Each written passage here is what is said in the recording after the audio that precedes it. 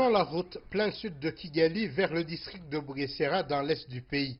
D'abord, nous nous arrêtons un peu avant d'aller plus loin pour observer ce groupe d'hommes et de femmes qui labourent leurs champs de haricots. C'est en banlieue de la capitale, les activités quotidiennes se poursuivent, ce qui est bien différent de ce qu'on peut voir dans les rues de Kigali actuellement. Il n'est pas facile de se protéger dans cette situation où l'hygiène dans l'activité agricole est quasi impossible à observer.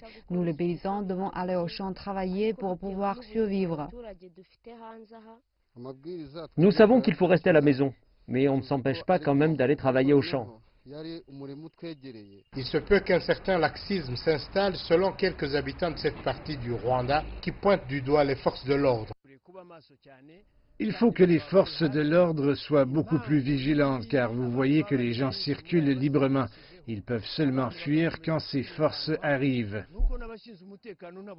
Plus loin dans la petite ville de Nyamata, dans l'est du Rwanda, le marché est ouvert et les échanges commerciaux se font. La distanciation sociale est un sujet pour un autre jour. Les gens doivent savoir que la distanciation sociale est primordiale. Ce n'est pas quelque chose qu'on dit une seule fois pour qu'elle soit appliquée immédiatement. Il faut toujours insister là-dessus. L'administration locale de cette ville explique pourquoi les mesures préventives restent difficiles à respecter. La population commence à comprendre, mais le problème demeure dans les différents centres commerciaux. Vers 17 h, on peut trouver les gens au bord de la route car ils se lassent de rester à la maison. D'autres même vont plus loin et font de leur domicile de petits cabarets où les gens se rassemblent en secret pour boire de l'alcool. Pour le moment, nous sommes au niveau de la sensibilisation à l'aide de la sonorisation mobile.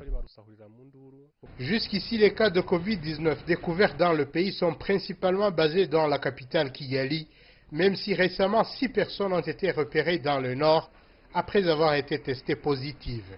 Etienne Gatanazi pour CGTN français, Kigali, Rwanda.